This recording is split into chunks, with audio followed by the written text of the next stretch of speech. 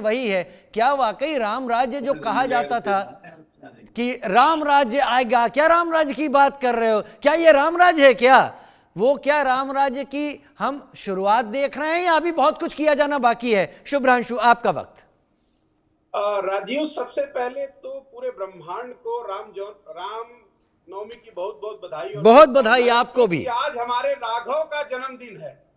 आज हमारे राघव का जन्मदिन है और हम सब लोग शान से, प्यार से हैप्पी बर्थडे राघव बोलते हैं। ये राघव नाम में ही संपूर्ण संसार छुपा रहता है। एक बात। दूसरी इंपॉर्टेंट बात जो आपके चर्चा का केंद्र बिंदु है कि क्या वाकई रामराज आ गया, या रामराज ऐसा ही होता है, या रामराज की ऐसी ही कल्पना हो सकती। तो मेरे कुछ चंद पॉइंट है राजीव, मुझे लगता है कि आप इनसे इत्तेफाक रखोगे, क्योंकि रामराज में ये भी बहुत जरूरी है। महाराष्ट्र के धारावी में 20 साल की लड़की कॉलेज के प्रोग्राम में अचानक भाफड़ देते देते मर गई। हैदराबाद के इंजीनियरिंग कॉलेज में लड़का क्रिकेट खेलते खेलते अचानक मर गया। बस ड्राइवर अचानक गाड़ी चलाते चलाते बेहोश होकर मर गया।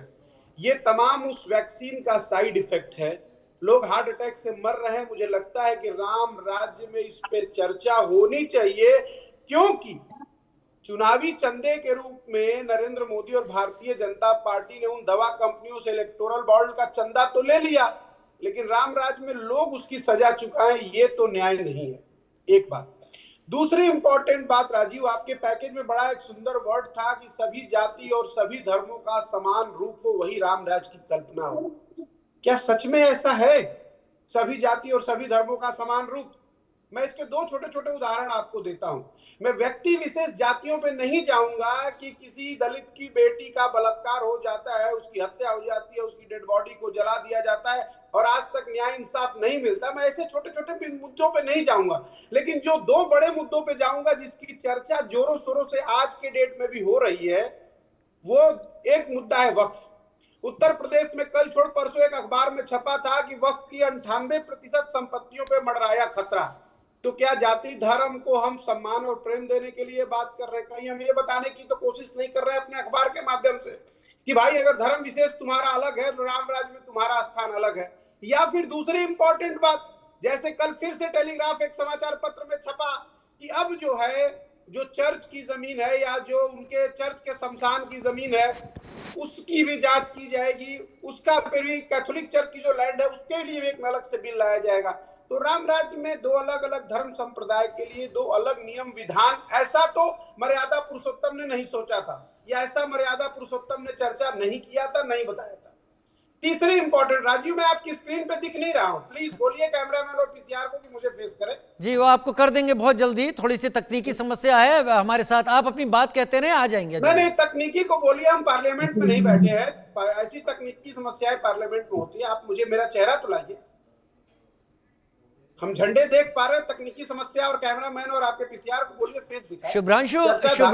शुभ्रांशु जी, मेरी बात मानिए। और ये संसद नहीं है जहां पर मैं कुछ ऐसी बात कह रहा हूं, ये वाकई मैं इसको मॉडरेट कर रहा हूं, तो आपसे सच बोल रहा हूं। अब अगर आप सच स्वीकार नहीं कर रहे तो मुझे लगता है वाकई रामराज आने में देर है। चलिए ब्राह्मण, हम बाबा परशुराम के वंशज हैं, तो हम तो अपनी बात सच्ची मान लेते हैं। एक आदमी के कहने से आप इस तरह की बात राजीव भाई ना कहें। इनका तो काम है क्रिटिसिज्म करना है, क्रिटिसाइज करना, इनको तो सवाल उठाने हैं। चलिए बोले शुभ्रांशु, बोले। राजीव, हम बाबा परशुराम के वंशज हैं, तो हम तो बातों पे यकीन कर लेते हैं। अरे भाई साहब, आपकी नहीं है, ऐसा नहीं है, पूरा भारत है। आपके पीसीआर में है, इस वजह से चेहरा नहीं दिख रहा है। कोई बात नहीं, धर्म ध्वजा लहरा रही है तो मान लेते हैं कि शायद राघव के जन्मदिन का पे आज यही दिखना चाहिए। तीसरी इंपॉर्टेंट बात यह है, प्रधानमंत्री जी ने अपने शब्दों में एक बात कही थी कि हमारा शरीर परोपकार के लिए पैदा हुआ है, सेवा के लिए पैदा हुआ है। हमारी जो प्राण वायु है वो समानता के लिए है और हमें इस पे तत्पर रहना चाहिए। आपने अपने पैकेज में बड़ा सुंदर सुंदर दो चार शब्द दिखाए। लेफ्ट में लिखा था आर्टिकल 370, बहुत सुंदर था। खत्म होने के बाद धरती का स्वर्ग का विकास होगा, आतंकवाद खत्म हो जाएगा, नोटबंदी के बाद आतंकवाद पे लगाम लग जाएगी। क्या लगा? आज भी मां भारती के लाल वहां अपने प्राण त्यागते हैं और कहीं ना कहीं हमें अफसोस होता है ये सुनकर कि हमारी सुरक्षा व्यवस्था में चूक कैसे हो गई। बिल्कुल आपने सत्य कहा कि उस 370 के खत्म होने के बाद पाकिस्तान घिघिया रहा है, लेकिन हमारे बगल में, हमारे सर के बगल में बैठा हुआ उत्तर दिशा की तरफ चाइना और उसका विदेश मंत्रालय रोज अरुणाचल प्रदेश का नाम बदलता है और हमारे प्रधानमंत्री की चुप्पी रहती है। ये राम राज्य नहीं है। राम राज्य में जब अश्वमेध का घोड़ा चलता था ना राजीव, तो उसको रोकने वाले को जवाब दिया जाता था। कोई व्यक्ति आपका टैरिफ बढ़ाता है, प्रधानमंत्री की चुप्पी, ये अच्छी बात नहीं है। कोई व्यक्ति आपकी सीमाओं का अतिक्रमण करता है, प्रधानमंत्री की चुप्पी, वो भी उस सीमा का जहां पिछले सालों में 20 से ज्यादा मां भारती के लालों ने अपने प्राण त्यागा है, भारत और चाइना की सीमा के ऊपर। तो ये राम राज्य तो नहीं है दोस्त। ठीक, राम राज्य में दो बातें बिल्कुल थी, जनता का राज और जनता के लिए न्याय। अगर महंगाई है और लोग परेशान हैं आज की महंगाई से, तो जनता को न्याय नहीं मिल रहा है। अगर युवा बेरोजगार है और सरकार के उस पर ढुलमुल रवैया है, तो जनता को न्याय नहीं मिल रहा है। ये राम राज्य नहीं है। सिर्फ वक्त की जमीन ले लेना, फिर किसी चर्च और पादरी की जमीन एक्वायर कर लेना, फिर हिंदु मुसलमान की चर्चा कर लेना, ये चलिए, राम राज्य का ठीक आधार नहीं था। है, ठीक है, मैं आगे चलता हूं। आगे भी समय है शुभ्रांशु सर, आगे भी समय है, लेकिन आपने शायद डोनाल्ड ट्रंप का उल्लेख करते हुए यहां पर उस टैरिफ की बात की है। कुछ एक मसलों पर तो ऐसा हो सकता है कि डोनाल्ड ट्रंप ने अपने देश की बात रखते हुए चीज़ें की हों, लेकिन मैंने भी पढ़ने की कोशिश की और मैंने ये देखा कि जो टू व्हीलर है जो वहाँ से यहाँ आते हैं, भारत उन पर 100% टैरिफ लगाता था और अमेरिका उन पर 2.9% का टैरिफ लगाता था। अमेरिका शायद इसी चीज़ को लेकर कुछ कर रहा हो, लेकिन ओवरऑल सारी चीज़ों पर मैं नहीं जाऊँगा, केवल एक सेगमेंट पर जाऊँगा। खैर, मेरे साथ और लोग भी यहाँ पर बैठे हुए हैं और चक्रपाणी जी महाराज भी मेरे साथ इस वक्त बैठे हुए हैं। चक्रपाणी जी महाराज, आप तो संत महासभा के अध्यक्ष हैं, धर्म से जुड़े हुए हैं, धर्म ध्वजा लहराती है, रामराज की बात गांव में करते हैं लोग, कस्बे में करते हैं, और जहां पर पंच भवन पंचायत होती है वहां पर अक्सर बातों बातों में रामराज को लेकर चर्चा में यह शब्द आता ही रहता है। क्या हम वर्तमान में जो शासन प्रक्रिया देख रहे हैं, पद्धति देख रहे हैं, वो हमें उस रामराज की तरफ आगे ले जाती हुई आपको दिख रही है, या बहुत कुछ किया जाना अभी बाकी है? देखिए राजीव जी, एक तो अखिल ब्रह्मांड के नायक भगवान श्री राम की आज अवतरण दिवस है, उस पर आप सभी को बहुत बहुत मंगल कामना और बधाई समस्त देशवासियों को।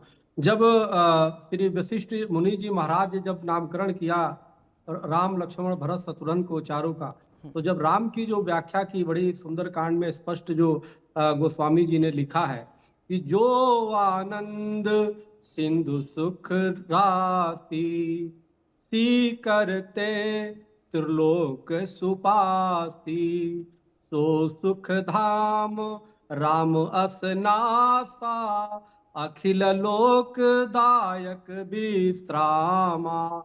यानी अखिल पूरे जितने सुख के जो भवन है वो राम में समाहित है और राम उसमें समाहित है। जो संपूर्ण लोकों में शांति देने वाला है, जो संपूर्ण जो ब्रह्मांड को शांति देने वाला है, वो राम है। तो इस प्रकार से जो संपूर्ण विश्व में शांति के हो सके। अब वर्तमान में आप इससे जब जोड़िए शांति की, तो जो वर्तमान की सरकार है जब कहती है कि भाई सबका साथ सबका विकास, तो कहीं ना कहीं जहां पे एक व्यक्ति की बात नहीं हो रही है, संपूर्ण लोगों की जब बात हो रही है, तो स्वाभाविक है कि वो राम राज की परिकल्पना को साकार करने में लगे हुए।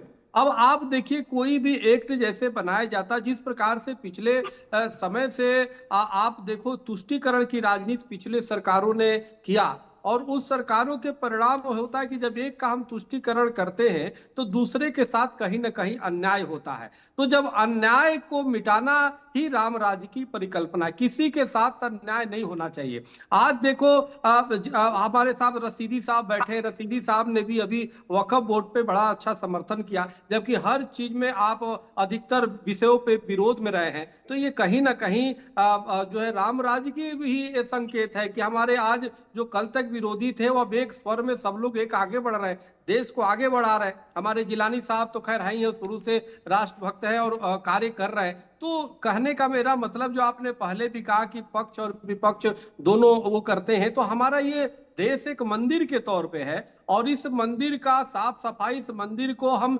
जितना महिमा मंडन करना, हम सबकी जिम्मेदारी बनती है कि सब छोटी छोटी भेदभाव भूल करके हम मिल करके इस मंदिर रूपी राष्ट्र को हम सही बनाए, ताकि विश्व का नेतृत्व करने